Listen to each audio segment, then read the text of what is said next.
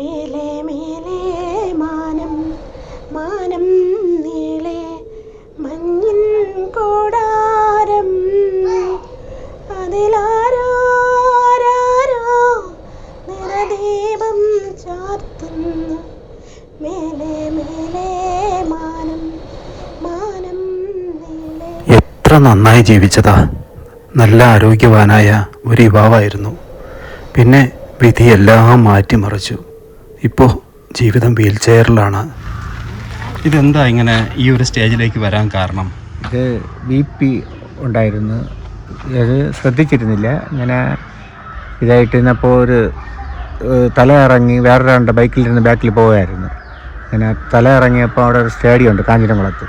ആ സ്റ്റേഡിയത്തിൽ പോയി ഇരിക്കുക എന്ന് പറഞ്ഞാൽ ഞാൻ വണ്ടിയിൽ നിന്ന് അയാൾ ഇറങ്ങി റോഡ് ക്രോസ് ചെയ്ത് ആ സ്റ്റെപ്പിൽ കയറിയ സ്റ്റെപ്പിൽ ഇരിക്കാൻ പോയതും മറിഞ്ഞു പോയി വീണു. ഇവിടെയാണ് നെറ്റിയും കൂടെ ഇടിച്ച് വൈനസ് കൊണ്ട് കംപ്ലൈൻ്റ് എന്ന് പറഞ്ഞ് 5 വർഷം വരെ ഒരു ചലനമൊന്നുമില്ലായിരുന്നു. ഇപ്പം 2 വർഷം കൂടെ എല്ലാം അവൻ്റെ ഒരു അടുത്ത വീട്ടിലുള്ള ചേട്ടമുണ്ട്, ബിജു IS എന്ന് പറഞ്ഞാൽ ആശ്വാസം മെഡിക്കൽ സ്റ്റോറിൻ്റെ MD ആണ്. അതുവരെ എല്ലാവരും സഹായം കൊണ്ട് ഇപ്പം ഇതുവരെ ഈ നിലയിലെത്തി. ഇപ്പോൾ ഒരു ചെറിയൊരു ലോട്ടറി കച്ചവടമായിട്ട് മുമ്പോട്ട് പോകണതാണ്.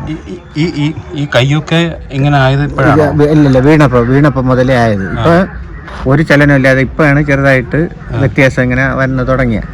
ഇതിങ്ങനെ തനിയെ മടങ്ങത്തില്ല? ഇല്ല മടങ്ങില്ല. ഓക്കെ. അപ്പോൾ ആ ഒരു വീഴ്ചയിൽ വന്നതാണ് ഈ ഒരു വലിയ പ്രശ്നം. അല്ലെങ്കിൽ നന്നായിട്ട് ജോലി ചെയ്ത് ജീവിച്ചതാണ്. ഇപ്പൊ പിന്നെ എങ്ങനെയാ? പിന്നെ ലോട്ടറി കൊണ്ട് ഈ നമ്മുടെ ഫിസിയോതെറാപ്പി ചെയ്യണം, മരുന്ന് അത് തന്നെ. മരുന്ന് ഫിസിയോതെറാപ്പി ഇതിനുള്ള സാഹചര്യമൊന്നുമില്ല. അതാ ഇപ്പോൾ ആഴ്ചയിൽ ഒരു 3 ദിവസമെങ്കിലും ഫിസിയോതെറാപ്പി മുടങ്ങാതെ ചെയ്താൽ ഇത് വരുമെന്ന് പറയാം. ഒരു ദിവസം വരുന്നതിന് 500 രൂപ വെച്ച് കൊടുക്കണം. പക്ഷേ ആഴ്ചയിൽ ഒരു ദിവസം എങ്ങനെയെങ്കിലും വരാൻ പറയും. അപ്പോൾ ഇവിടെ താമസിക്കുന്ന വീട് അമ്മയുടെ പേരിലാണ്. അമ്മ മരിച്ചുപോയി. അപ്പം ഞാനും എൻ്റെ ഭാര്യയും ഒരു മോനും ഉണ്ട്. മോൻ എത്രയിൽ പഠിക്കുന്നു? 3ാം ക്ലാസ്സിൽ പഠിക്കുന്നു. 3ാം ക്ലാസ് ആയിട്ട്? 3ാം ക്ലാസ്. അത് ശരി. മോന് 2 വയസ്സായിരുന്നപ്പോൾ വീണതാണ്. അപ്പോൾ നമ്മളൊരു വാർത്ത എടുക്കാൻ വേണ്ടി ഇവിടെ വന്നപ്പോഴാണ് ഈ ചേട്ടൻ്റെ ഒരു ദുരവസ്ഥ കണ്ടത്. നല്ലൊരു യുവാവ്, നന്നായിട്ട് ജോലി ചെയ്ത് ജീവിച്ച ഒരാൾ, കെട്ടിടങ്ങളുടെ പണിയായിരുന്നു. പക്ഷേ ഈ ഒരു വീഴ്ചയ്ക്ക് ശേഷം അദ്ദേഹം പ്രതീക്ഷയുമായിട്ട് മുന്നോട്ട് പോവുകയാണ്, ഒന്ന് എഴുന്നേൽക്കാനും ഇനി ജോലിക്ക് പോയി തുടങ്ങാനും ഒക്കെ. അപ്പോൾ അവരുടെ വീട് നമുക്കൊന്ന് കാണിക്കാം. ഈ വീടൊക്കെ നാട്ടുകാരുടെയും മറ്റ് സഹായം കൊണ്ടാണ് ഇങ്ങനെ ഒരു നിലയ്ക്ക് നിർത്തിയിരിക്കുന്നത്. പക്ഷേ ജീവിക്കാനുള്ള ബുദ്ധിമുട്ടുകളിലൂടെയാണ് ഇപ്പോൾ പോയിക്കൊണ്ടിരിക്കുന്നത്. ആൾക്കാരൊക്കെ തന്നെ സഹകരിച്ചുകൊണ്ടുമാണ് ഇവിടെ ഒരു കട ഇപ്പം നടത്തിക്കൊണ്ട് പോകുന്നത്. അത് വലിയ ഒന്നും ഇല്ല, കാണുന്നില്ല ഒന്നും ഇവിടെ ഐറ്റംസ്. നിൽക്കുന്ന ആരാണ് നമ്മളോട് പറയുമോ? ഇപ്പം എങ്ങനെയാ അപ്പോൾ ജീവിതമാർഗമൊക്കെ? ആരെങ്കിലുമൊക്കെ സഹായിച്ചാണ് ജീവിക്കുന്നത്. ഇപ്പം നമുക്ക് വെറുക്കാൻ പറ്റൂലല്ലോ അല്ലേ? ഒരു ദുരിതം വന്നപ്പോൾ 7 വർഷമായി. നിങ്ങളെ കല്യാണം കഴിഞ്ഞിട്ട് എത്ര ആളായി? 10 വർഷം കഴിഞ്ഞു. അന്നൊക്കെ നല്ല ഒരാളല്ലേ? അപ്പം അതുകൊണ്ട് തന്നെ നമ്മുടെ വിവാഹാലോചന നടന്നു.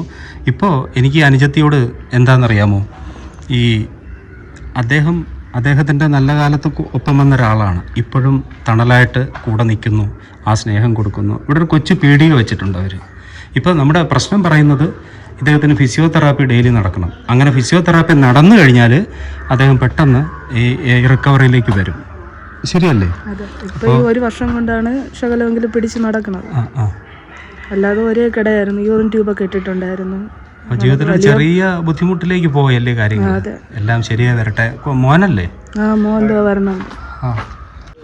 എവിടെ പോയി? എവിടെ കല്യാണം? എന്തായിരുന്നു സദ്യ? എന്തായിരുന്നു? കഴിച്ചില്ലായിരുന്നു. ഇനി ഒന്നു കഴിക്കാൻ വേണ്ടി പോവോ? കല്യാണം കൂടിയാ കഴിച്ചിട്ടല്ലേ വരാൻ പാടുള്ളൂ? കല്യാണം കൂടാൻ പോയാൽ കഴിച്ചിട്ടല്ലേ വരാൻ പാടുള്ളൂ? പേരെന്താ? അച്ഛൻ മിടുക്കനായിട്ട് ഓടി കിടക്കണേ കാണണ്ടേ? ഈ വീൽ ചെയറിന്നൊക്കെ മാറി അല്ലേ? പറ, എല്ലാരും സഹായിച്ച് എന്റെ അച്ഛൻ എഴുന്നേറ്റ് നടക്കുന്ന ഇനി കാണണമെന്ന് പറ. എല്ലാരും സഹായിച്ച് എന്റെ അച്ഛൻ എഴുന്നേറ്റ് നടക്കുന്ന കാണണം അല്ലേ? പഴയ പോലെ മിടുക്കനായ ഒരു അച്ഛൻ അവന് വേണം. അതാണ് അവരുടെ വിഷമം. അപ്പോൾ നമ്മളിവിടെ വന്നപ്പോൾ, നമ്മളൊരു വാർത്തയായിട്ട് ബന്ധപ്പെട്ട് വന്നപ്പോൾ കണ്ടതാണ്. അതെനിക്ക് ഉപേക്ഷിച്ചിട്ട് പോകാൻ തോന്നിയില്ല ആ കാഴ്ച. അപ്പോൾ ഞാനത് വീഡിയോ ആയിട്ട് ഇടുന്നു. എൻ്റെ പ്രിയപ്പെട്ട പ്രേക്ഷകർ, ജനങ്ങൾ ഏത് രീതിയിൽ സഹായിക്കാൻ പറ്റുമോ അവരൊന്ന് സഹായിക്കുക കേട്ടോ. നമ്മളെപ്പോലെ എഴുന്നേറ്റ് കിടന്ന ഒരാളിനാണ് ഇപ്പോൾ അങ്ങനെ നടക്കാൻ പറ്റാതായത്. ഇവരെ എനിക്ക് മുൻപറിയില്ല.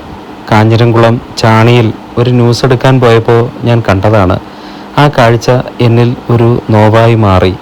അതുകൊണ്ട് ഞാനൊരു വീഡിയോയായി ചെയ്തിടുന്നു. അവരുടെ പെർമിഷനോടെ തന്നെയാണ്.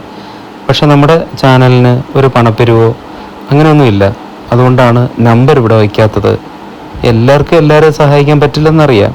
പക്ഷേ ചിലരെങ്കിലും സഹായിക്കാൻ കഴിഞ്ഞാൽ വലിയ ഉപകാരം. കാരണം ഈ വീട്ടിൽ വന്ന് ഫിസിയോതെറാപ്പി ചെയ്യാൻ 500 രൂപ വേണം. അതില്ലാത്തത് കൊണ്ട് ഫിസിയോതെറാപ്പി മുടങ്ങിയിരിക്കുകയാണ്. അല്ലെങ്കിൽ ഇതിനകം അദ്ദേഹം എഴുന്നേറ്റ് നടന്നേനെ, ജോലി എന്തെങ്കിലും ചെയ്ത് ജീവിച്ചേനെ. കഷ്ടമല്ലേ? ഇപ്പോൾ വെറും വാർത്ത മാത്രം പോരല്ലോ, നമുക്ക് ഒരു സാമൂഹ്യ പ്രതിബദ്ധത കൂടി ഉണ്ടാവണ്ടേ?